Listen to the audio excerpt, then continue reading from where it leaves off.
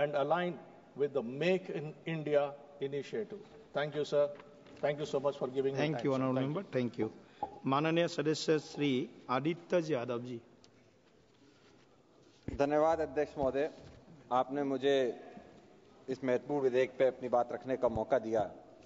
मैं सर्वप्रथम अध्यक्ष महोदय अपने पार्टी के नेता आदरणीय अखिलेश यादव जी का धन्यवाद दूंगा कि इतने महत्वपूर्ण विधेयक पे मुझे अपनी बात रखने का मौका दिया गया है। अध्यक्ष महोदय, माननीय अध्यक्ष जी, ये विधेयक देश के संपत्ति से खास, जैसा आपने देखा होगा, एक समूह को कहीं ना कहीं फायदा पहुंचाने के लिए बनाया जा रहा है। मेरा मानना है कि इस विधेयक के जरिए कहीं ना कहीं वो सारी नीतियां जो छोटे हमारे ट्रांसपोर्टर्स होते थे उनको दबाने का इस विधेयक के जरिए प्रयास किया जा रहा है।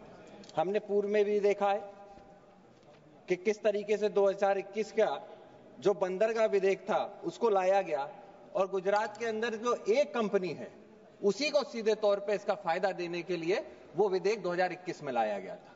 इसी तरीके से आज 2025 के अंदर जो आज ये विधेयक आया है, कहीं ना कहीं ये विधेयक भी राज्य के अंदर जो छोटे ऑपरेटर हैं उनको दबाने का काम करेगा।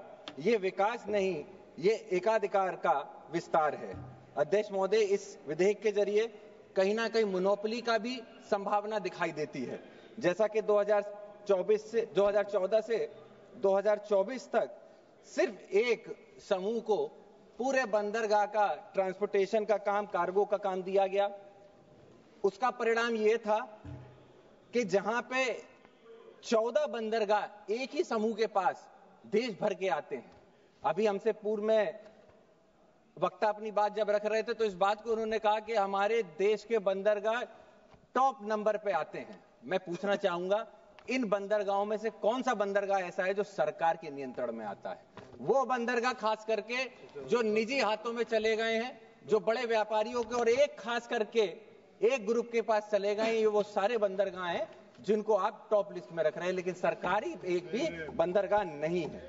साथ ही साथ निजीकरण की तरफ बढ़ते हुए जिस तरीके से शिपिंग को, पोर्ट को ले जाया जा रहा है, हमने देखा है कि किस तरीके से आप लोगों ने जो कर का शेयर था, जो कभी 54% हुआ करता था, उसको घटाकर आज 45% पे लाया गया है।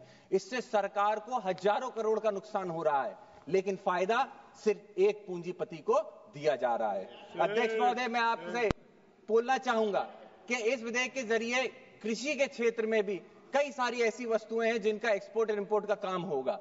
इसके जरिए कहीं ना कहीं वो एक पूंजीपति या वो एक व्यक्ति या ये प्राइवेट सेक्टर के लोग जो इन पोर्ट्स को चलाएंगे, वो अपने मन मांगने दामों पे इन सारी उपज को बेचने का काम करेंगे। इससे किसान का कोई फायदा नहीं होगा, पूंजीपतियों का फायदा होगा।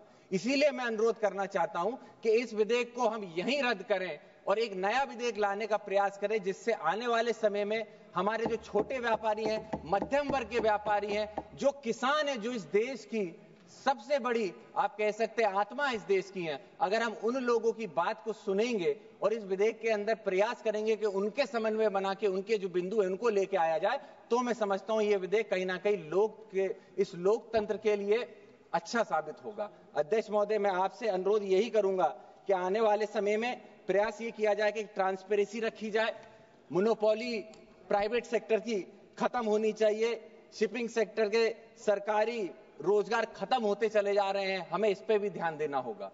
आज प्राइवेट सेक्टर्स पे जो पोर्ट चले गए, आप खुद कल्पना कीजिए, इस देश के पोर्टों में से एक ऐसी कंपनी है जिसके पास 14 पोर्ट्स हैं, 14 पोर्ट्स पे उनकी मोनोपोली चल रही है।